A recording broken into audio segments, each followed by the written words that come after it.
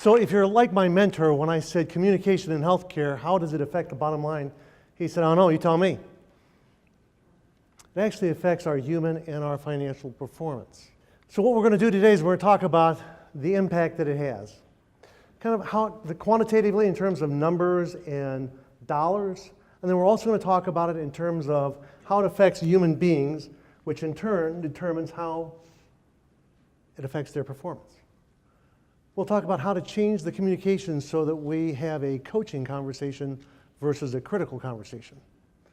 You know, in Toastmasters, we often criticize the speech, but we never criticize the actor.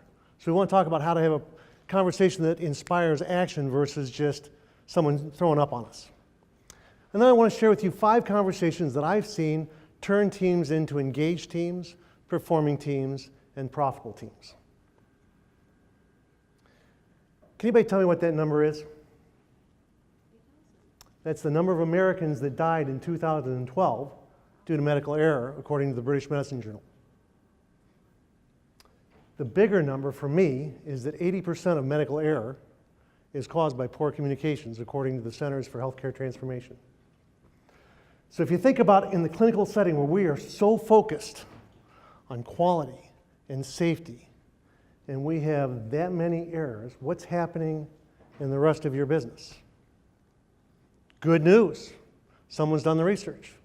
In 2009, we lost $12 billion in the American hospital system due to poor communications. At the time, that was 2% of the revenue that all of the hospitals made, when the average margin was 3.6%.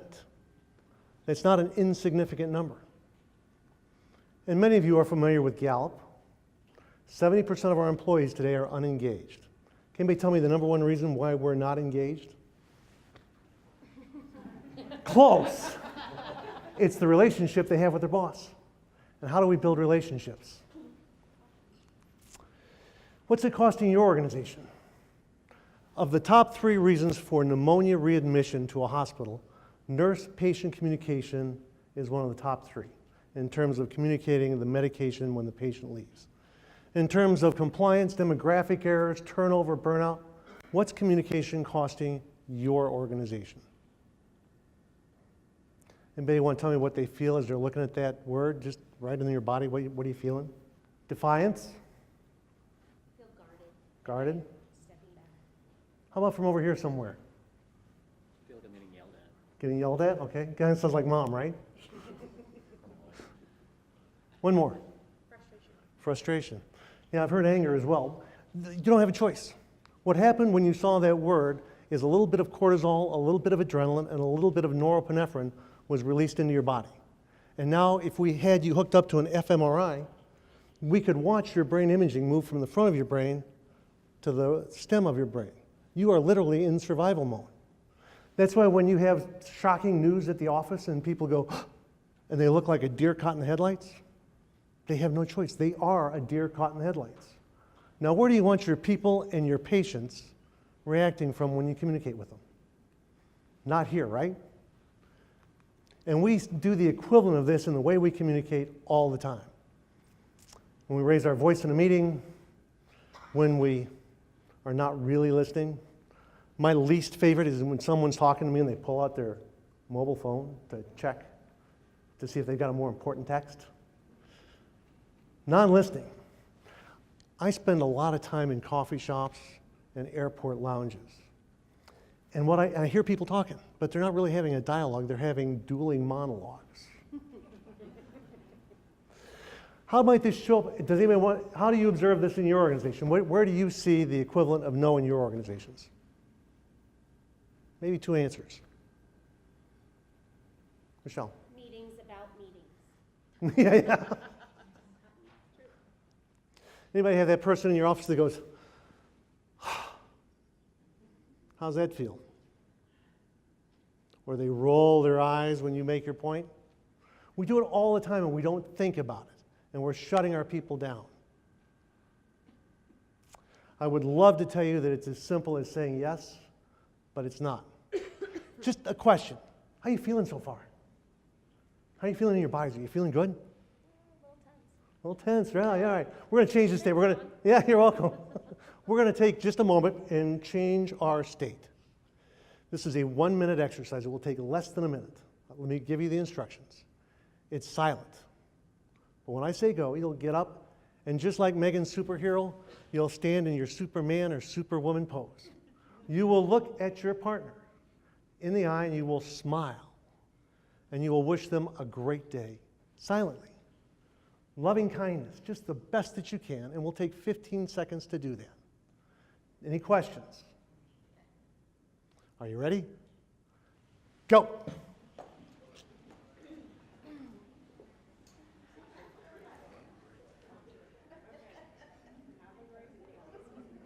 Remember, it's silent.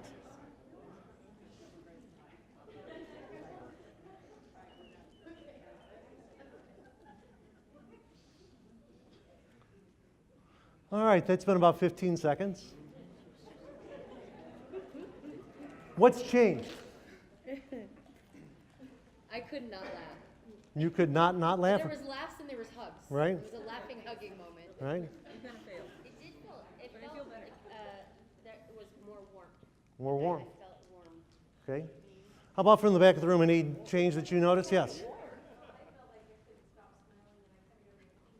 Nice. Nice. And how long did that take? How long did that take? It took less than a minute from start to finish. That's how quick we can change the state of our teams and the people that we communicate with every day if we slow down just a little bit. I talk to hospital leaders all the time that have 3 meetings every hour for 8 hours a day. That's a whole different conversation we have to have around time management. But when you run into a meeting and you throw your papers on the desk and you go, so are we ready? Your team's going to respond to that. But if we stop and say, let's all take just a moment, put our phones down, reconnect, and then point to the flag, the mission, whatever it is that we're after in terms of trying to change or trying to fix, everybody gets recentered and we can take just a moment and it will change our state. A big smile. If you're having a tough day, go into the bathroom, close the door, and just stand like this. Amy Cuddy did the research. It's in a book called Presence, and it actually changes your chemistry, and you will be more confident, more proud. Sometimes people stand with one leg on the chair. Out of every audience I've done this in front of, I've never seen that exercise fail to get a smile or change. So it doesn't take a lot of work. When you're racing through the office and you're worried about your daughter's boyfriend that just got arrested, and you make eye contact over here with Chris, but if you don't say anything, she doesn't know you're thinking about your daughter. She thinks you're thinking about her. So it's important for us to think about how we're connecting with our people. It's not as easy as yes. It takes behaviors of trust and language of trust. Here in the West, we like to make eye contact. Studies tell us we need to connect with people 30 to 60% of the time. I'm looking at Chris right now, but the rest of you can tell that I'm connected with Chris. So you feel like I'm making contact with her, versus if I were to stand here and look at the floor. And this works whether we're with an audience of 1 or a room full of people like this. Posture. If you've watched most of the folks up here, we've been pretty good about keeping our posture open.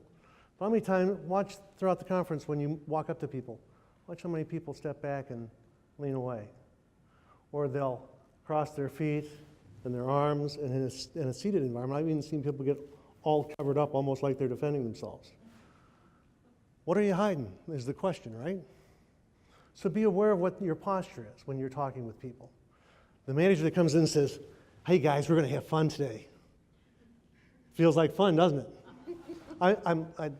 This is a little bit off the topic, but I'm in conversation with a friend of mine that says, this balances his chi energy, and so he doesn't care. And that's okay, right? As long as he's happy with it. But this conveys to you a message, and if I want to influence you, I have to be aware of the message that I'm conveying. So just thinking about our posture, being aware of that and what it does to our chemistry. Our voice. Recent research has said that when I raise my voice up to here, the balance of power shifts in our conversation. So try to project from where you are inside. Try to recognize if you're nervous and settle down. Think about your pace. How many of you have had that salesperson show up and just slide benefit after feature after benefit after feature right past you, and you've gone, you're still on point 1 while they're delivering point 3? Raise your hand. How'd that feel? I'm looking for an answer. That's not rhetorical. How'd that feel? When someone's talking so fast you can't keep up. You quit listening. Right? Is it because you don't trust them? Okay. Anybody else? Like they don't value your time. They're not truly engaged with you. Right. When Waldman and Newberg tell us that if we speak in 10-word blocks, that's ideal. I think 10 words is a little bit extreme, but I try to convey an idea and then pause.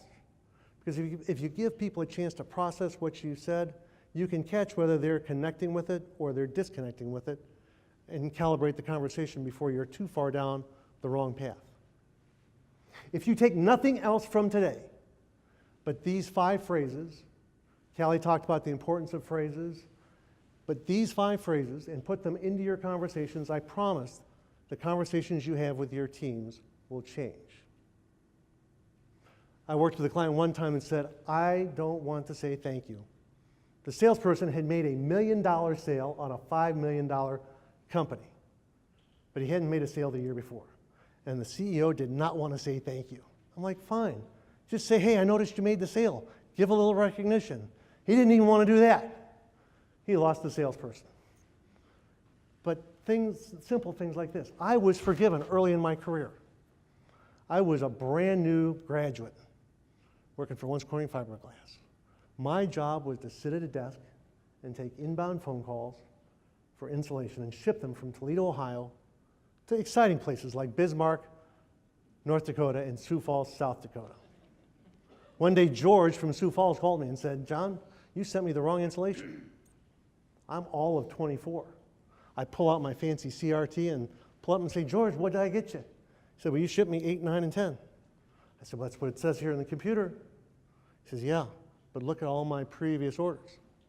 Oh, 1, 2, and 3. You see, George manufactured mobile homes. He ordered the same insulation every month for the previous 5 years. I told my boss, he closed the door, and I hear the voices behind the door.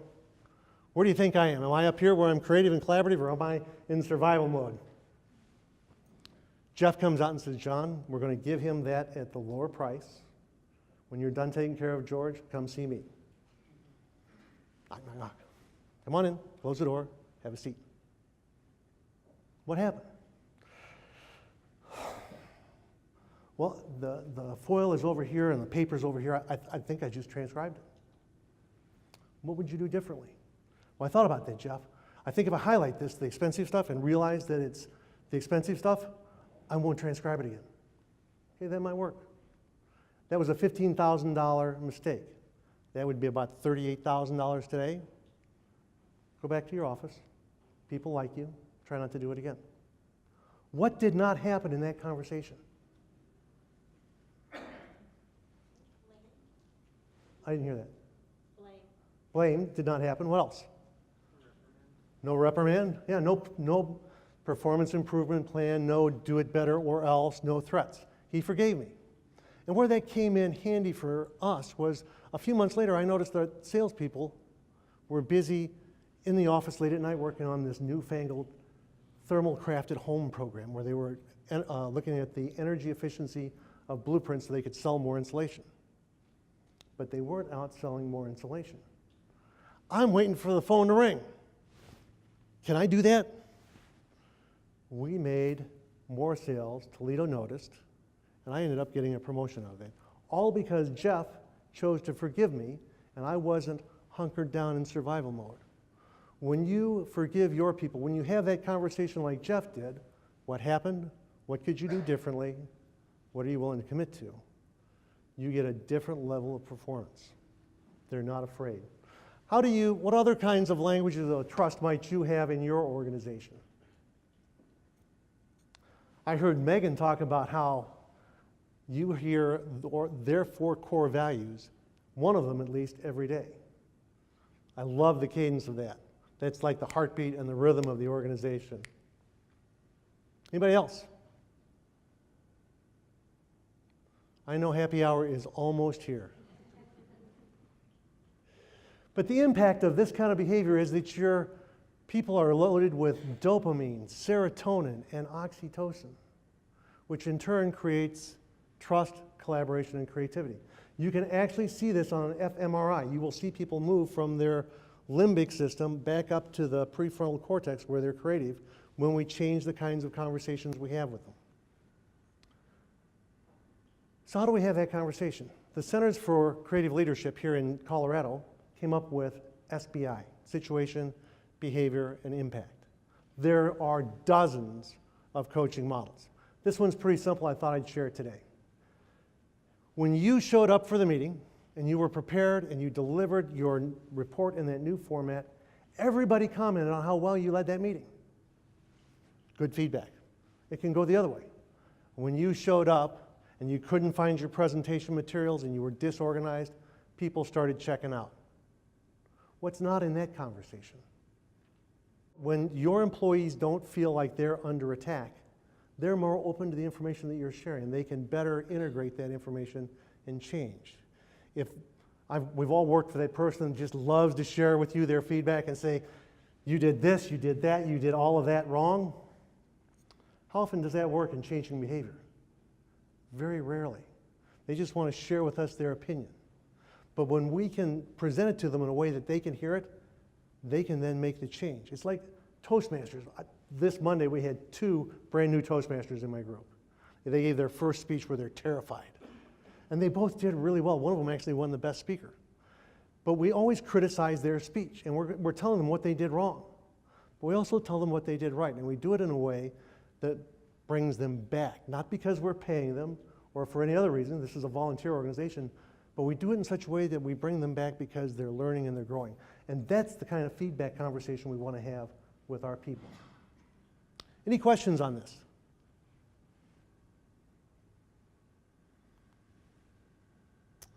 So I want to give you a chance to practice a coaching conversation because sometime next week we all have a difficult conversation that we're going to have. So take a moment on a piece of paper in front of you, write down a difficult conversation that you're going to have in the next week or two. Think about it in terms of the situation, the behavior, and the impact. What kind of metrics will you see that tells you that they're on track or they're off track? What performance indicators will you look for? What behavior would you like to see?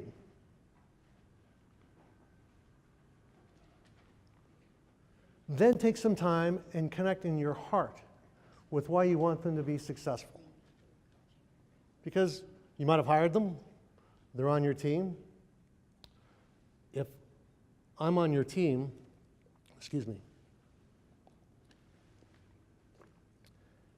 I want you to be successful because then I'm successful. Managers, we don't get anything done without our people, right?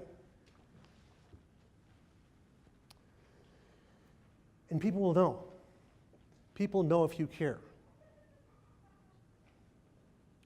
Then think about how you will demonstrate that you care or concern. What will you say? Recent research has come out that says with 19 words, we can increase the effort that people give us by 40%. Anybody want to know what those 19 words are? I'm giving you these comments because I have high expectations and I know you can do it. I don't think we need 19 words. I think we can just say, I care about you, so I'm going to share with you some feedback. Here it is. But when people know that you care, they're way more open to hearing what you have to say. We're going to break into pairs. So when you pair up with someone, I want someone to raise their hand as person B. So break into pairs, and B, raise your hand. Because what's going to happen is you're both going to have an opportunity to share this difficult conversation. You're going to role play the difficult conversation right here. So hopefully you pick something that's not too personal. And so who's B in every group? All right, so B, you get to go first. So you're going to coach A with your situation. A, we're all in healthcare, so we can go along with this. This is your chance to earn an Emmy, an Oscar, or a Tony. Play along with the role play a little bit. But also pay attention to how you're feeling. Are you open to the feedback, or are you not? We're going to take 4 minutes on each side. Everybody will get a chance. And then we'll come back and talk about what we learned. Any questions? All right, go.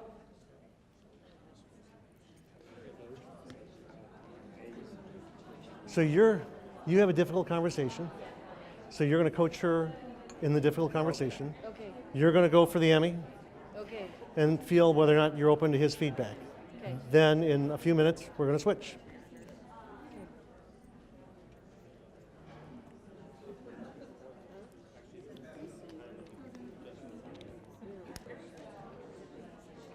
All right, so B's, if you're complete, wrap it up and then give A a chance. So did all the B's get their conversation in? Yep. Did A's start up without the instructions? So A, it's your turn to coach B now with the difficult conversation that you have in mind. And so B, now this is your opportunity for an Oscar or an Emmy or a Tony.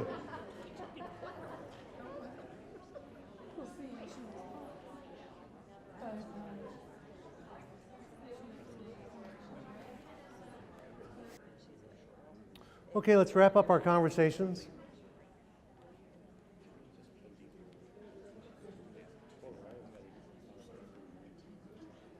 So who wants to share their experience with that conversation? Who wants to share what that conversation was like for them? Up here.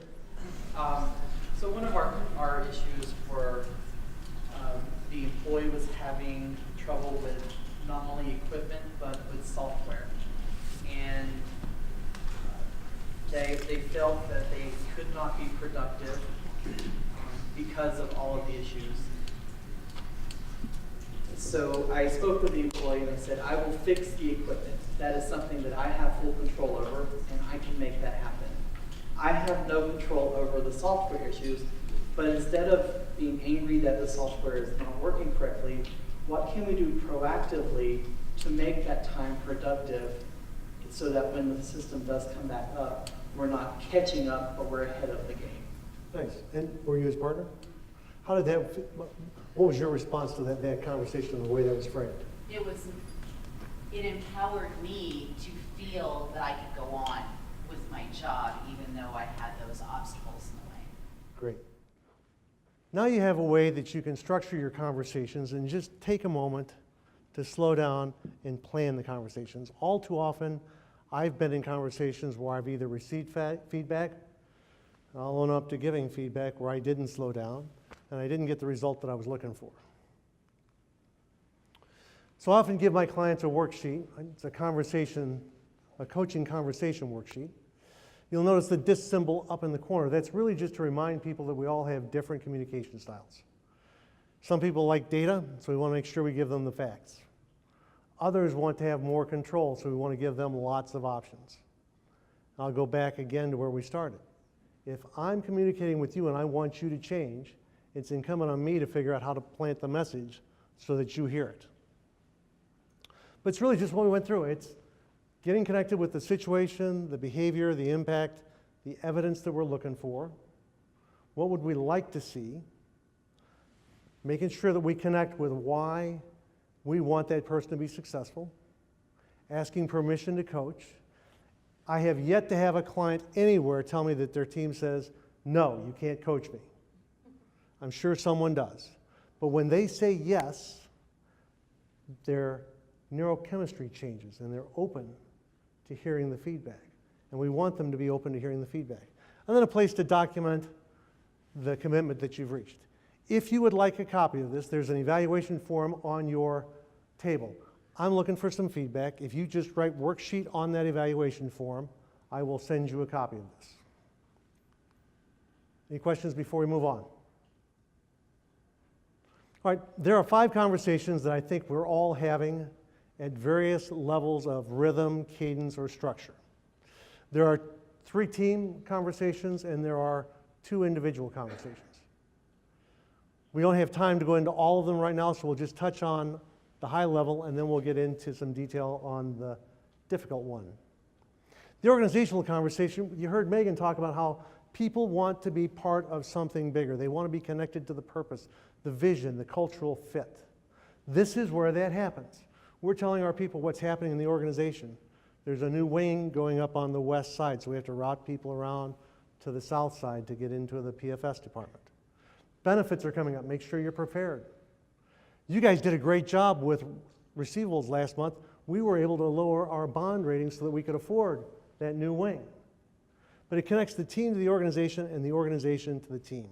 People want to belong to something, and this is how they belong. There's the team accountability conversation.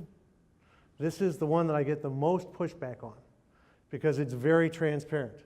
It's everybody's name going from north to south, high performers at the top, low performers at the bottom, what their goal was, what their actual was. We celebrate the wins. We don't have to talk about the low ones because everybody knows where they stand. And nobody likes to be there. Having been on both sides of that scale, I like being at the top better than at the bottom. What happens though is people will tell, and some of you in the room might even be saying, well, we can't measure that. I would suggest to you that you can measure almost anything. You could, if house cleaning, for example, you could measure how many rooms turn in an hour. I know you revenue cycle and collector folks have got some numbers that you're measuring. Tim, how often do you have an accountability call on your floor? Call? Or meeting? How often do you have that accountability where you show everybody? Daily, right. Most of my clients do this monthly or weekly. Like Tim says, some do it as often as daily. But having a rhythm and a cadence around this that says, I'm going to see this every Monday, gives people no place to hide. I don't mean that in a negative way. This is not about blaming people. This is just about showing people what's happening. Because when I'm down at the bottom, I'm either going to be reaching out for help or I'm going to be moving on. And if people aren't fitting, we want them to move on anyway, right? There's the learning conversation. This is where you pick someone different on your team each period to teach the other folks a skill set or a mindset. Could be how to run a report out of Epic. It might be to read the book by Carolyn Dweck and talk about how to switch from a fixed mindset into a growth mindset. A couple of conversations or a couple of benefits from that are you get to see your team in action. You get to see people, how they lead in their organization, and you give people an opportunity to be recognized. The one-on-one engagement, I know people that have this monthly, some people have this bi-weekly. I know people that never have this. Some people only use this annually. But remember we said 70% of our employees are unengaged? Number one reason is the relationship with the boss. This is your most valuable piece of real estate on the calendar. And it's the second most frequently canceled appointment on your calendar because you're off fighting fires. Let me suggest that this is fire prevention. This is where you connect with your employee on their aspirations, your goals, how they're doing, where they're struggling, and helping them work through how they can get through their struggles. Then there's the observational meeting, where you just watch them in their habitat, watch them cleaning a room, interacting with a patient, or out in the sales call. But here you're just giving them, here's what I saw you do. What would you do differently? Not what would you do better, different context, right? Would you like my feedback? But when you have all of these meetings in a regular rhythm and cadence, teams perform. Science now tells us that if you, I didn't catch your name, but one of the ideas was to take a walk. If you take a walk with someone and you walk in cadence with them, your brain waves will sync up and you will actually begin to create and collaborate more. They did a study where they had kids play a clapping game, another group of kids not play a clapping game.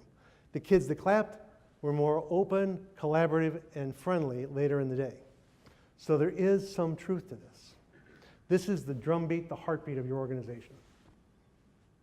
Owen was the North American sales manager for a chemical company. His team had had flat sales for 18 months.